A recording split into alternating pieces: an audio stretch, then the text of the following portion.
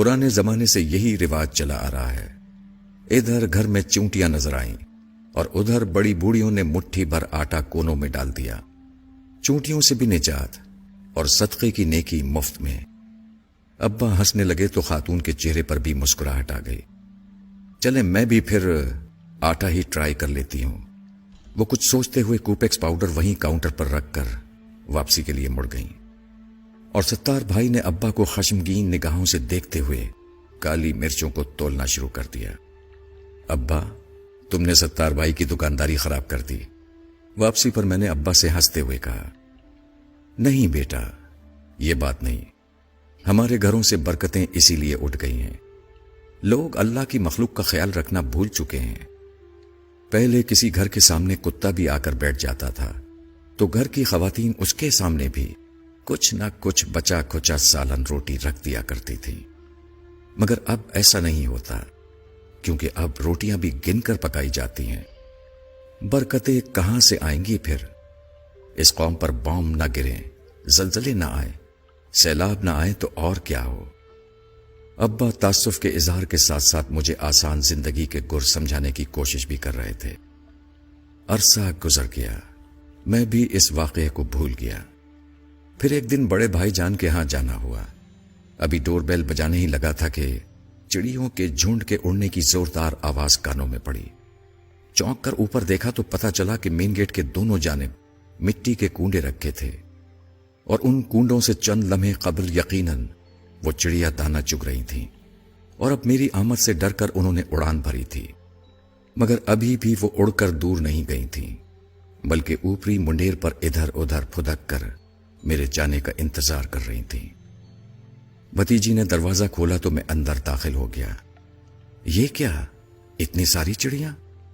میں نے سلام کے بعد خوشگوار حیرت سے بھابھی سے پوچھا، جو کچن کی کھڑکی سے کھانا پکاتے ہوئے مجھے دیکھ کر مسکرا رہی تھی۔ تمہارے بھائی جان نے رکھے ہیں یہ کنڈے لا کر چڑیوں کے دانے کے لیے؟ وہ معنی خیز انداز میں بڑی بھتیجی کو دیکھ کر مسکرائیں تو مجھے اچنبھا سا محسوس ہوا۔ شام کو بھائی جان آئے تو مجھ سے رہا نہ کیا۔ بھائی جان، یہ چڑیوں کے لیے دانہ رکھنے کی کوئی خاص وجہ ہے کیا؟ نہیں، بس ایسے ہی، اچھا ہوتا ہے، صدقہ دیتے رہنا چاہیے۔ بھائی جان نے آہستہ سے سمجھایا، یہ بہت ضروری ہوتا ہے، خصوصاً جس گھر میں بیٹیاں ہوں۔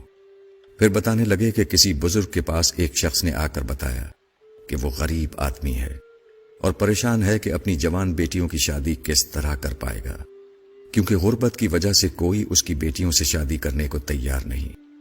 بزرگ نے مشورہ دیا کہ روز 200 بھوکوں کو کھانا کھلاؤ، تمہارا مسئلہ حل ہو جائے گا۔ غریب آدمی مارے احترام کے بزرگ کو تو کچھ نہ بول پایا، البتہ آستانے سے باہر آ کر زارو قطار رونے لگا۔ پاس سے گزرتے ہوئے کسی دانا نے پوچھا، روتے کیوں ہو؟ غریب نے جواب دیا، غربت نے پہلے ہی مار مار کر ادموا کیا ہوا ہے، اور سرکار نے فرمایا ہے کہ روز 200 بھوکوں کو کھانا کھلاؤ، تب بیٹیوں کی شادی ممکن ہوگی۔ دانا آدمی مسکرا کر بولا، بھلے آدمی، بھوکا کیا صرف انسان ہوتا ہے؟ اللہ کی مخلوق چھوٹی ہو یا بڑی، بھوک تو سب کو ستاتی ہے۔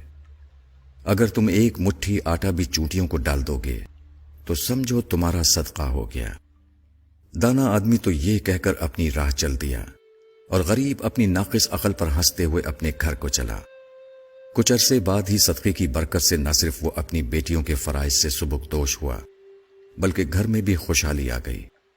بھائی جان جس وقت یہ واقعہ ہم کو سنا رہے تھے، مجھے ابا کی مٹھی بھر آٹے والی بات یاد آ رہی تھی۔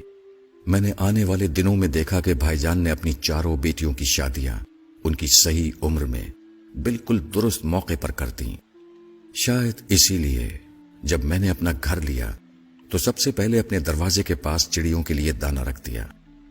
کئی بار گھر بدلا، ہر بار یہ چڑیا، کبوتر اور کوے میرے رزق کی آسانیوں کا سبب بنتے رہے۔ بیماریاں بھی آئیں، پریشانیوں نے بھی گھیرا تنگ کرنے کی کوشش کی، مگر ہمیشہ یہ پرندے مجھے آسرا دیتے رہے۔ ان مال عسر یسرا کہ مانے سمجھاتے رہے، اللہ رب العزت کی بڑائی کا یقین دلاتے رہے۔ الحمدللہ سما الحمدللہ۔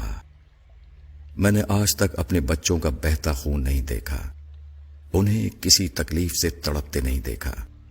ایک وقت ایسا بھی آیا جب میرے گھر کا سب سے بڑا مسئلہ یہ تھا کہ ہماری مرغی کڑک ہو جانے کے باوجود انڈوں پر کیوں نہیں بیٹھ رہی ہے، اور یہ وہ دور تھا جب میرا گھر کبوتروں والا گھر کے نام سے مشہور ہو چکا تھا۔